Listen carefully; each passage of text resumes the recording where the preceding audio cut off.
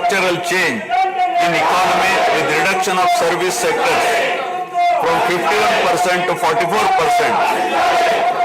The per capita income too fell from 1 crore 6 lakhs 176 for the combined state to rupees 93,121 for AP. Notwithstanding the adverse impact of the state bifurcation and undaunted by challenges such as budgetary constraints, infrastructural deficiencies and unresolved issues, the government converted every crisis into an opportunity during the period 2014 to 19. The government had laid a solid foundation for a vibrant sunrise Andhra Pradesh.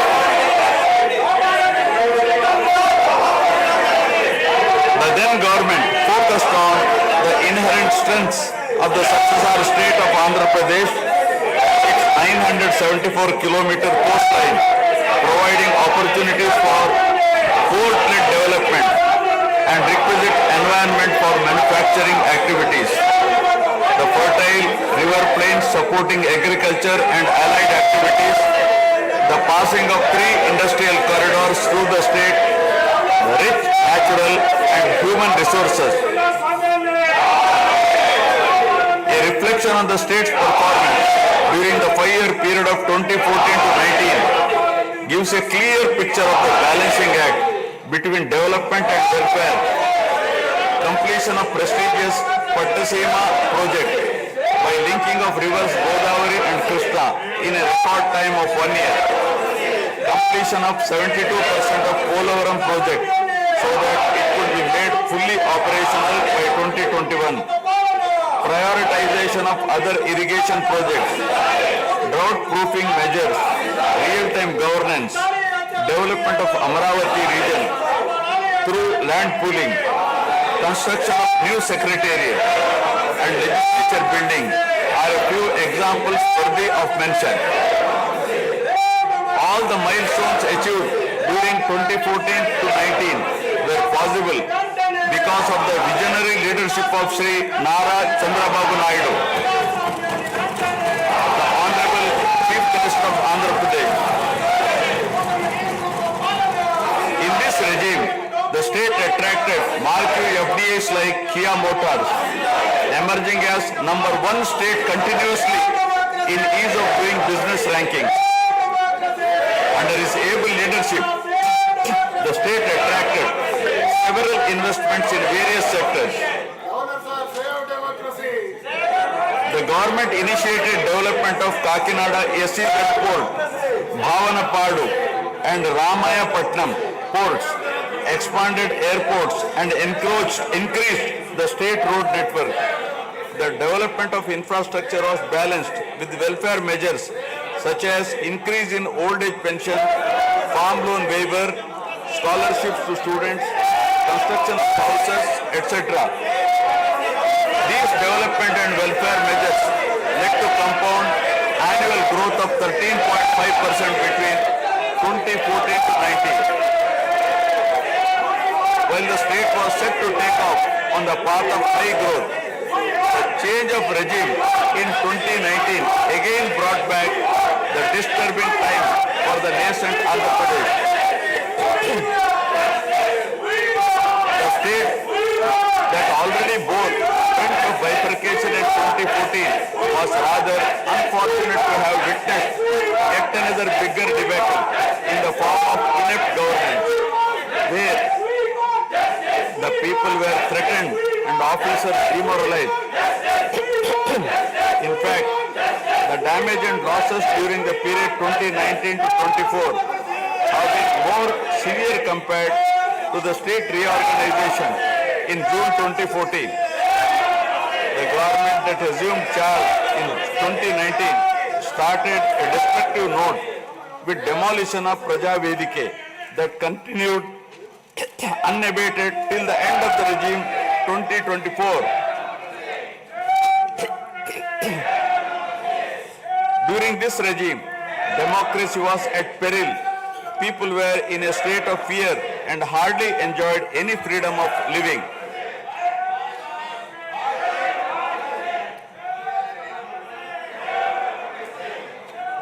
The regime revenge politics had severely hampered the state's prospects for prosperity and growth. Even the Honorable High Court of Andhra Pradesh had sought to convene a judicial inquiry into whether there is a constitutional breakdown in the state.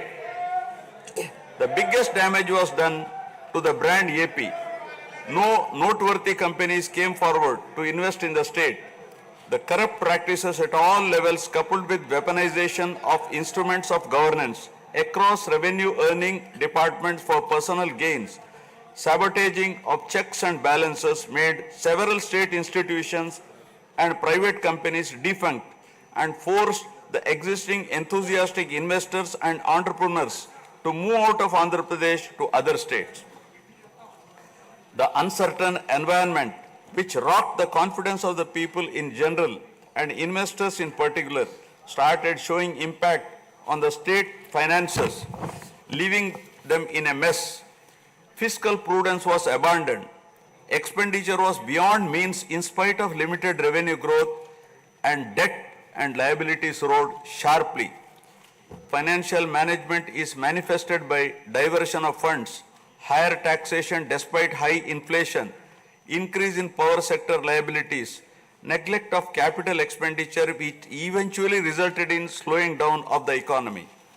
The enormous gap in resources was sought to be met repeatedly by borrowings through corporations and forcing them to spend on government expenditure, and in the process weakening the corporations.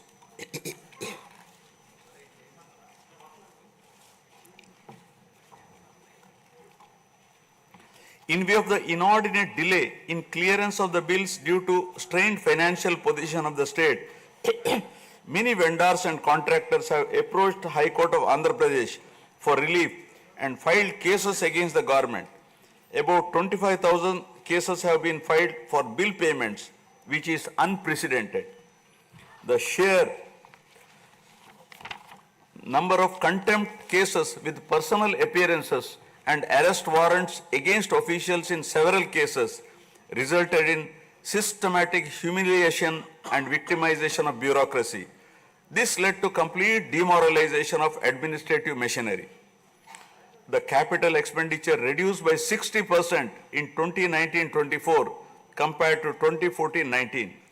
Departments such as water resources and transport, roads and buildings, which undertake substantial capital works, were left critically short of funds to carry out any works. The capital expenditure on water resources has reduced by 56%, and that on roads and buildings by an alarming 85% during this period.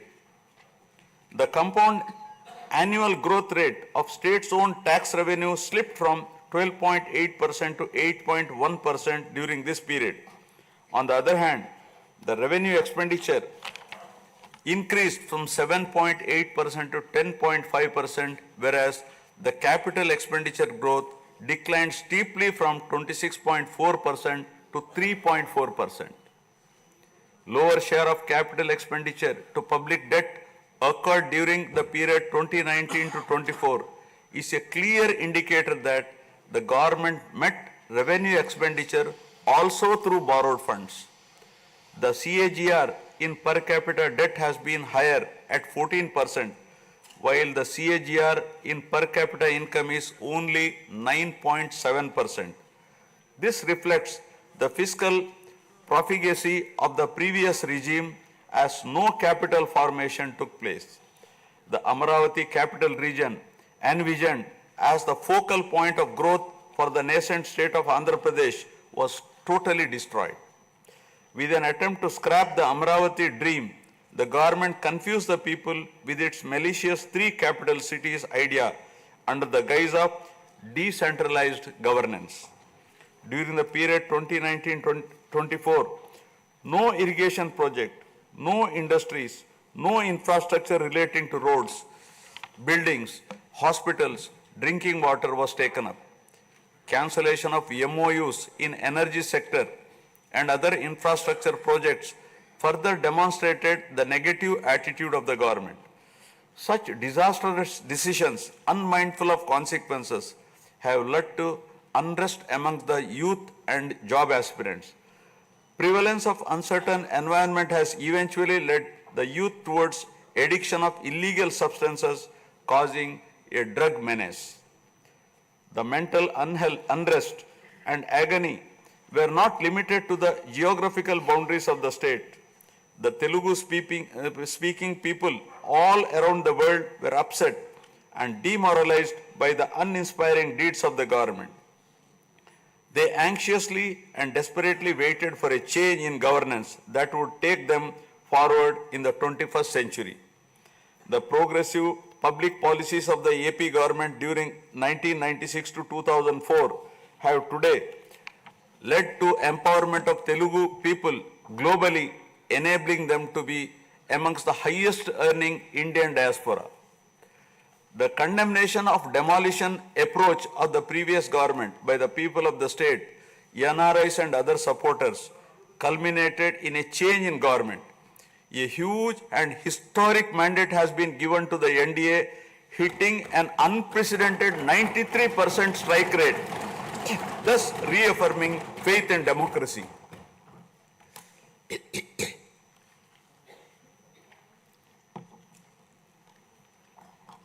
I sincerely congratulate the people of Andhra Pradesh for their wisdom in electing a government that discharges its duties with a futuristic view. Hordes of Andhra people had come from various regions to be part of this historic mandate in favor of future of Andhra Pradesh. The new government has a perfect blend of fresh and experienced honorable members in the assembly. I once again welcome all the members who will be instrumental in making right policies in the interest of good governance and in the spirit of cooperative federalism. Honorable members, at this juncture, I feel it is also important to recall the glorious past of Andhra Pradesh. Renowned as Annapurna, rice bowl of India, the state used to support other states in ensuring food security. As a leader of self-help group concept, Andhra Pradesh stood out as an example in developing entrepreneurship, knowledge economy, and cultivating thrift amongst poor women. Use of IT in all areas of welfare and development was the cornerstone of state's vision. The misrule of the previous government, which lacked transparency, have compelled this government to put the facts before the people about the disruption of systems and rampant corruption prevailing during the last 5-year term. Accordingly, my government has released a series of white papers highlighting numerous discrepancies in fund utilization, misappropriation, resulting in huge loss to the state exchequer and the natural resources base of the state. I would present some of the key takeaways of the white papers. Completion of Polavaram, the lifeline of Andhra Pradesh, is of the highest priority. The Polavaram project has been completely derailed. Introduction of reverse tendering and cancelling the agreed contracts have caused an irreparable damage not only to the project but also to the concept of interlinking of rivers and irrigating every acre of land.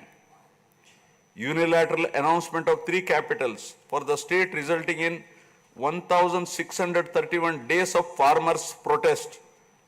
Modification of jurisdiction of the Capital Region Development Authority to 6,993 square kilometers. Shelving preparation of regional master plans. Completing the land acquisition in only 191 acres are some of the events that halted the progress of CRDA. This led to a potential loss of about 7 lakh jobs and estimated loss of wealth of about rupees 2 lakh crore along with loss of investment and growth opportunities. Andhra Pradesh, which enjoyed the distinction of being the first state in the country to have introduced reforms in the power sector in 1990s, had achieved energy sufficiency from 1996 to 2004. After bifurcation, the state faced an energy deficit of 22.5 MU per day. Again, by bringing second generation's reforms in energy sector and promoting renewable energy, the state become energy surplus by 2018. The state has witnessed an irreparable damage in the recent past. State energy sector has also suffered huge losses to the tune of rupees 1,29,503 crores during the period 2019 to 24. Misappropriation of natural resources such as land, mines and minerals and forests has been widespread. Land grabbing, misappropriation in allotment of house site pattas, violations in land allocation, assignment of land to ineligible beneficiaries, and Resurvey and AP Land Titling Act 2023 have completely eroded the confidence of the people during 2019-24. Put together, an amount of rupees 35,576 crore covering 1.75 lakh acres has been estimated as a loss, and the fundamental right of the people to own their property was affected. Looting of sand and mineral wealth is another area that resulted in huge loss to the exchequer and involved corruption. My government has initially estimated that an amount of rupees 19,000 crore has been lost due to illegal activities in these areas. Due to the unfriendly sand policy, 20 lakh construction workers have become unemployed. Due to the inefficient, inappropriate policy making and laxity in enforcement during the periods 2019-24, a cumulative loss to the tune of 9,750 crore has been incurred in mineral revenue. Huge damage has been done to environment. Smuggling of precious red sandals from forests has taken place with the revenue from the sale of red sandals dropping from rupees 1,623 crore in 2014-19 to rupees 441 crore in 2019-24.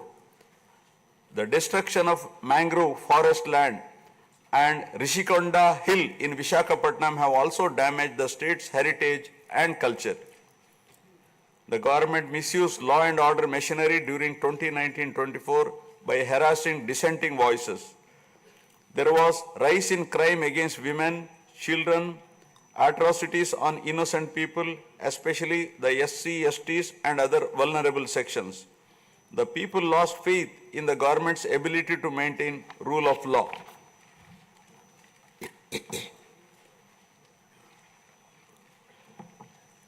The previous government also made a mockery of the excise revenue streams of the state. The VAT on excise was reduced and diverted to AP State Beverages Corporation as a special margin which otherwise would have come to the government as revenue. The government levied the additional retail excise tax on the issue price of liquor sold by APSBCL and escrowed the same for repayment of loans taken by APSDC. While the APSBCL started supplying low quality liquor and introduced unknown brands at significantly higher rates, there was increase in black money due to smuggling of IMFL across the border districts. These policy practices have caused irreparable damage to the excise revenue streams of the state.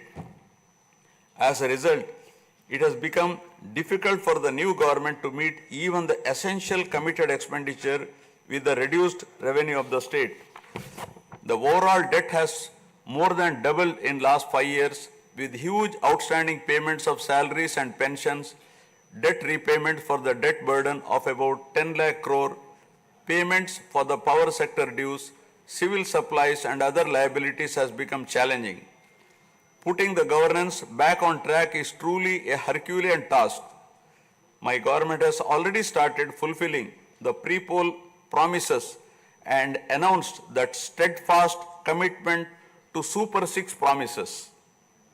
My government has launched its trademark people-centric governance soon after assuming office with a series of measures such as announcing a mega DSC for filling up 16,347 teacher vacancies, abolishing the Land Titling Act, enhancing social security pensions to rupees 4,000, organizing a skill census, and reopening the Anna canteens to provide food for the poor at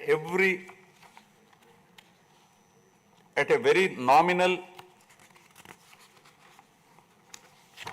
rate of rupees 5 and supply of free sand.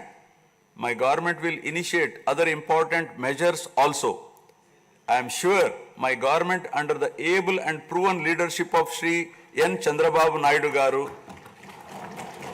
the Honorable Chief Minister of Andhra Pradesh, and Shri Pawan Kalyan Garu, Honorable Deputy Chief Minister, with complete support of Shri Narendra Modi Garu, Honorable Prime Minister of India, will make all-out efforts in fulfilling the aspirations of the people for developing the state. Initiating the process, the Honorable Chief Minister visited New Delhi to meet the Honorable Prime Minister and other union ministers concerned and apprise them of the grim financial situation. During the visit, special requests have also been made for hand-holding by the center and extending liberal support to the state. I appeal to the people of the state to understand the current alarming financial situation and cooperate with the government in rebuilding the state. The massive destruction which resulted in huge loss of natural resource base and human value system really makes the reconstruction process difficult and time-taking one.